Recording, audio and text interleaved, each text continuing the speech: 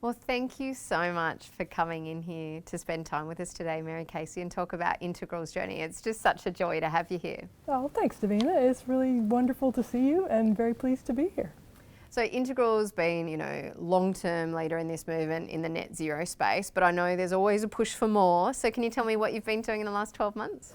Well, we're really excited to share that we've achieved our net zero commitment for Scope 1 and 2, 10 years ahead of our target. So it's super, super exciting and satisfying and encouraging. And like other organizations that are doing this work, we're now turning our attention to Scope 3. So further details as events warrant.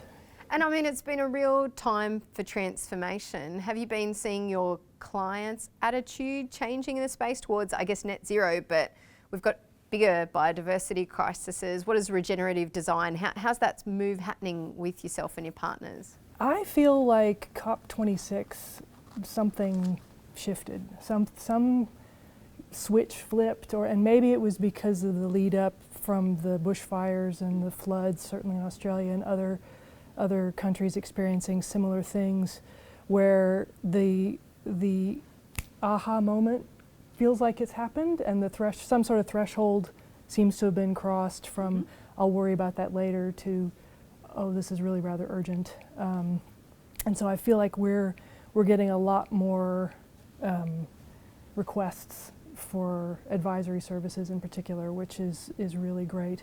And I feel like the role of regenerative practice in that is to really assist with that transformation.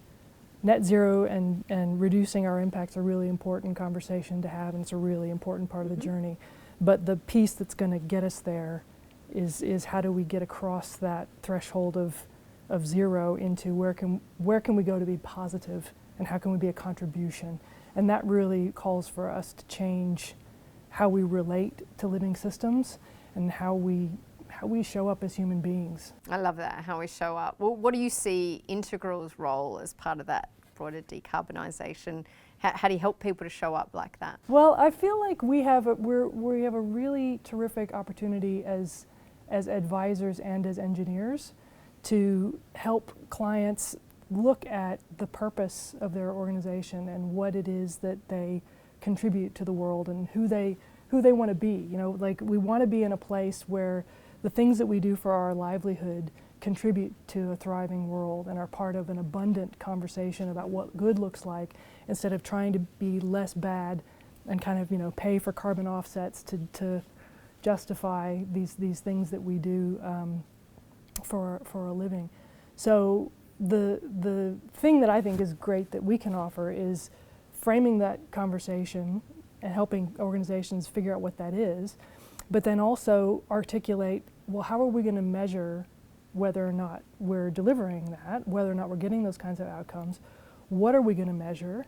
And then we can provide the robust systems to help predict what that might be through design analytics and other sort of services, but also in governance and assurance and other kinds of back-end data collection, so that you can reflect meaningfully on whether or not those results are being achieved and make adjustments as required. Now, there's a question that I have to ask you. I can't have a conversation with you and not ask, as a long-term leader in this space, what gives you hope for the future? You've been right at the front of this movement for a long time, and it's been such a sustained journey. What is it that you're really looking forward to? What I'm really excited about is that we, as an industry, have been on this journey of maturing for a couple of decades to get to a place where we are really beginning to see that it's time for us to remember humanity's role in the ecosystems that we are embedded in, and that it isn't just about doubling down on mechanistic ways of being. It's about remembering that embodied way of being in relationship to the land and to other living beings. And we're so privileged to be in the same country as Indigenous Australians who have been doing this for 60,000 years, and there are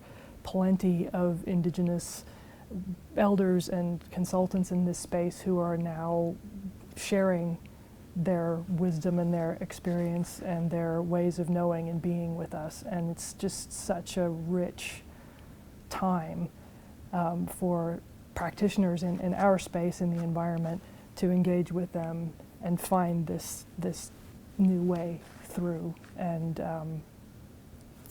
all working together towards a thriving world. It's just, I think it's a terrific time to be in this space. Well, what a beautiful note of optimism to leave us on. Such a broad-ranging conversation looking at decarbonisation, heading into regeneration, and the optimism that we're really going to have to take to pursue those goals. So Mary, such a privilege to have you here. Always so much to talk about, and thank you for sharing Integral's vision. Thank you, Davina. It's been terrific to be here.